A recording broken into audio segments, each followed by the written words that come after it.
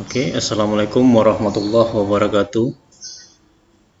Pada pembelajaran kemarin, kita sudah membahas tentang pengertian dari internet dan intranet, terus macam-macam aplikasi layanan internet. Untuk materi hari ini, kita akan membahas tentang sub atau bagian B, website atau situs. Hal yang pertama yang harus kita pahami, pengertian dari website. Untuk website digunakan untuk tujuan komersial, contohnya untuk instansi pemerintahan ataupun pendidikan. Dan untuk pengertiannya, website ini kumpulan halaman-halaman yang digunakan untuk menampilkan informasi, baik itu berupa gambar, suara, audio visual, ataupun gabungan keduanya. Terus yang kedua, unsur-unsur pada website atau situs. Next. Ada yang disebut dengan domain name atau nama domain, yang bisa kita artikan sebagai alamat permanen situs di dunia internet yang digunakan untuk mengidentifikasi sebuah situs.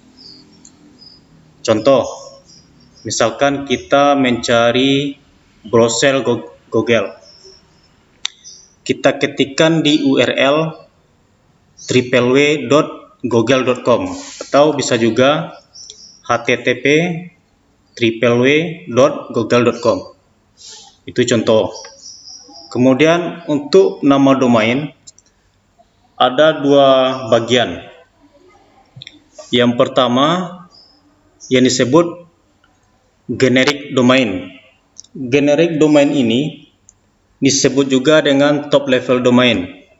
Contoh, ini domain yang umum digunakan seperti .com, kemudian .edukasi itu untuk pembelajaran, kemudian .gov untuk pemerintahan, government, kemudian .mil untuk angkatan bersenjata militer, terus .org.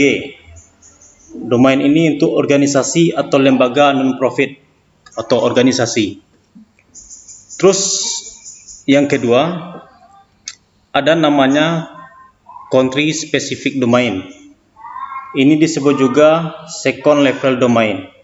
Contoh, .id itu untuk Indonesia, kemudian .in untuk India, kemudian .au untuk Australia, .d untuk Jerman, dan lain-lain sebagainya. Next. Dalam website itu ada namanya hosting.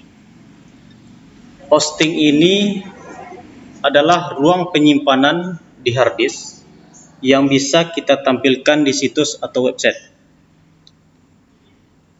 Untuk hosting ini bisa bersifat ukuran megabyte atau gigabyte data yang ada di komputer kita. Dan untuk aksesnya ataupun kecepatannya itu tergantung banyak data yang ada di laptop atau PC kita. Terus ada juga yang disebut dengan script atau bahasa pemrograman. Bahasa pemrograman ini untuk menerjemahkan setiap perintah dalam situs. Script ini menentukan statis, dinamis, atau interaktifnya sebuah situs. Untuk script itu ada berbagai macam, contoh HTML, kemudian ASP, PHP, JavaScript. Biasanya yang menggunakan script ini itu bagi lembaga pemerintahan, dan pendidikan. Dan untuk skrip ini digunakan untuk portal berita, artikel, diskusi, organisasi, email yang memerlukan update setiap saat. Terus ada juga namanya desain web. Untuk desain web ini, agar kualitas dan situs yang kita buat itu bagus. Desain web ini ada banyak para desainer web yang bisa kita cari di internet untuk penyewaan situs. Terus selanjutnya publikasi atau promosi. Situs yang kita buat itu tidak akan efektif kalau tidak dipublikasikan. Untuk mempublikasikannya, kita harus mempunyai website yang bagus sehingga diminati oleh masyarakat atau pengunjung di internet. Oke, terus juga pemeliharaan situs. Pemeliharaan situs ini harus kita lakukan setiap waktu.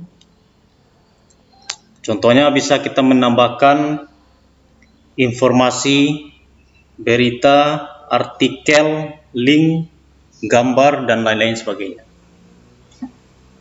Oke, next.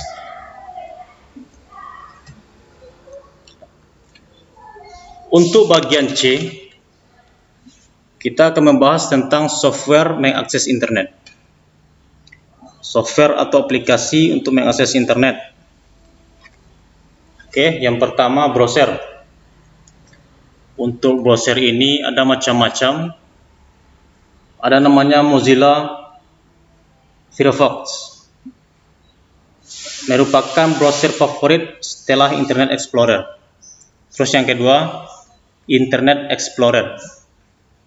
Browser yang paling banyak digunakan oleh pengguna internet.